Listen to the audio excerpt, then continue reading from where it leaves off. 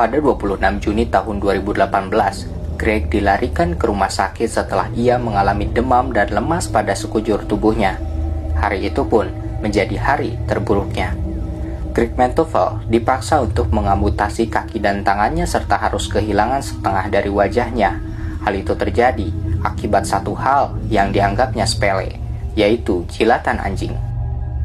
Data statistik di Amerika menunjukkan terdapat 10.000 orang yang terkena virus akibat air liur anjing.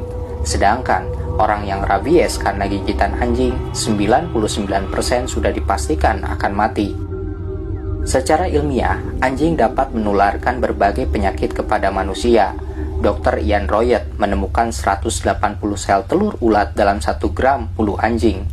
Seperempat lainnya membawa 71 sel telur yang mengandung jentik-jentik kuman yang dapat tumbuh dan berkembang. 3 diantaranya dapat matang yang cukup dengan menempelnya pada kulit. Selain itu, Persatuan Dokter Kesehatan Anak di Jerman mengungkapkan bahwa air liur anjing mengandung berbagai kuman penyebab penyakit. Bakteri tersebut dapat masuk dan menyerang organ dalam manusia melalui sistem terbuka. Resiko tertular penyakit kian besar apabila terkena gigitan anjing. Ternyata hal itu sudah diberitahukan pada kita sejak 1500 tahun yang lalu. Melalui hadis Rasulullah dari Abu Hurairah, Rasulullah Shallallahu Alaihi Wasallam bersabda, sucinya wadah seseorang saat dijilat anjing adalah dengan membasuhnya 7 kali dan yang pertama menggunakan tanah.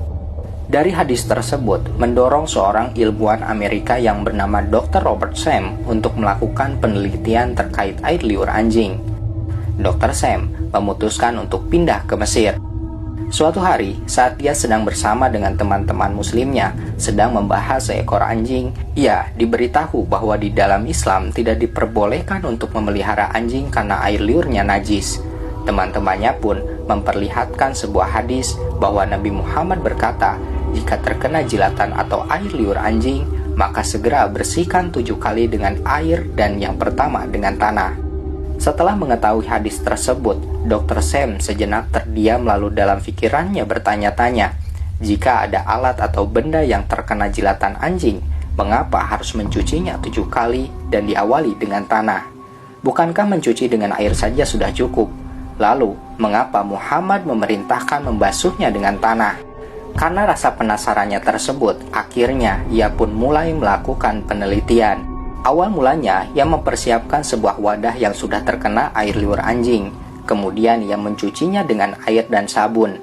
Setelah ia melihat hasilnya, ternyata mencuci dengan air dan sabun masih meninggalkan jutaan bakteri. Tidak menunggu lama, ia kemudian mengikuti metode yang telah diajarkan Nabi Muhammad.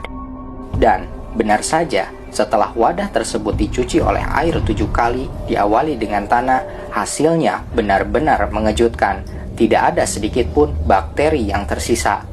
Pertanyaan baru muncul dalam benaknya, jika pada abad ke-19 baru ditemukan bakteri oleh ilmuwan Prancis Louis Pasteur, lalu mengapa Muhammad dapat mengetahuinya lebih dulu sebelum ilmuwan modern menemukannya? Selain itu, lalu bagaimana tanah dapat menghilangkan bakteri? Menurut ilmu kedokteran modern, tanah diketahui mengandung 2 materi yang dapat membunuh kuman-kuman, yaitu tetraselin dan tetrarolit. 2 unsur ini digunakan untuk proses pembasmian sterilisasi beberapa kuman. Eksperimen dan beberapa hipotesa menjelaskan bahwa tanah merupakan unsur yang efektif dalam membunuh kuman. Bahkan, Anda akan terkejut ketika mengetahui tanah kuburan orang yang meninggal karena sakit aneh dan keras yang Anda kira terdapat banyak kuman karena penyakit tersebut, ternyata para peneliti tidak menemukan bekas apapun dari kuman penyakit tersebut di dalam kandungan tanahnya. Menurut Muhammad Kamil As-Samad, tanah mengandung unsur yang cukup kuat menghilangkan bibit-bibit penyakit dan kuman-kuman. Hal ini berdasarkan molekul-molekul yang terkandung di dalam tanah menyatu dengan kuman-kuman tersebut, sehingga mempermudah dalam proses sterilisasi kuman secara keseluruhan. Sebagaimana tanah juga mengandung materi-materi yang dapat mensterilkan bibit-bibit kuman tersebut. Para dokter mengemukakan kekuatan tanah dalam menghentikan reaksi air liur anjing dan virus-virus di dalamnya lebih besar karena perbedaan dalam daya tekanan pada wilayah antara cair air liur anjing dan tanah. Dr. Alis Malawi Al-Muhajir mengatakan, anjing dapat menularkan virus toxkarasin, virus ini dapat mengakibatkan kaburnya penglihatan dan kebutaan pada manusia.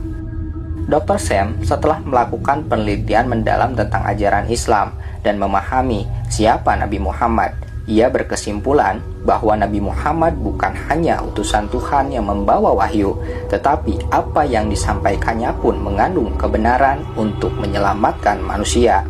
Akhirnya, Dr. Sam mengucapkan kalimat syahadat, kemudian sisa hidupnya didedikasikan untuk menyebarkan dakwah Islam ke seluruh dunia. Allah berfirman dalam Quran surat Fusilat ayat 53,